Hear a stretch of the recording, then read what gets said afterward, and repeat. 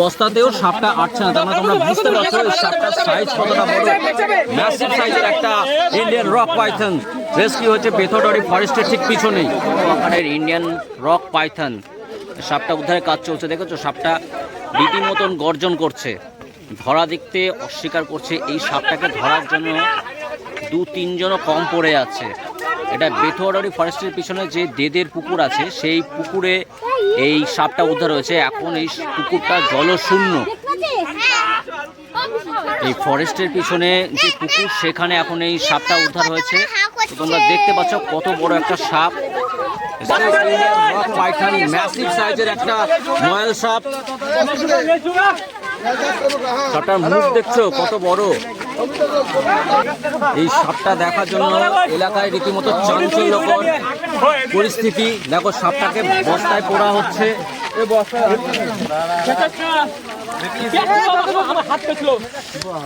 সাপটা প্রায় 15 ফুট লম্বা হবে।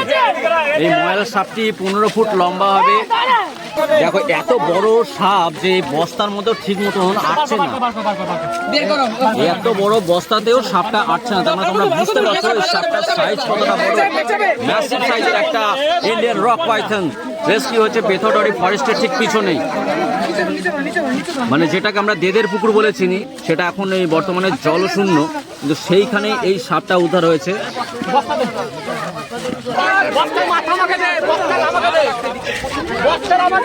কতটা লম্বা দেখছো তোমরা সাপটা।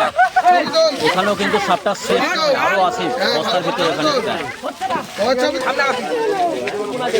রেস্কিউ টিম এই সাপটাকে উদ্ধার করেছে।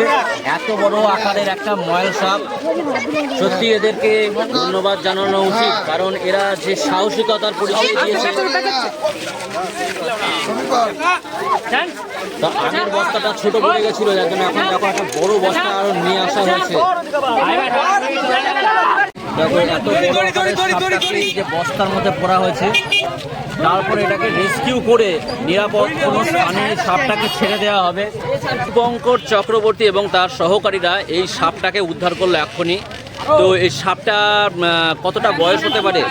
এটা মিনিমাম মেটার সাইজের সাপ। আর এটা কোনো হাইটটা কত হবে এটা আইডিয়া? হাইট তো 15 ফুট কম করে হবে।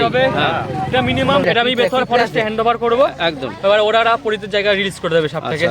পাবলিকের বাড়িতে রেস্কিউ করি আর ফরেস্টে জমা দিই। তোমার মোবাইল নাম্বারটা বলে দাও, যদি এলাকায় কারোর কখনো সাপ ঢোকে তাহলে তোমাকে ফোন করবে তারা। 9382740150। অবশ্যই আমাকে ফোন করবে। আর একবার রিপিট করে দাও। 9382740150। আচ্ছা, অসংখ্য ধন্যবাদ তোমাকে।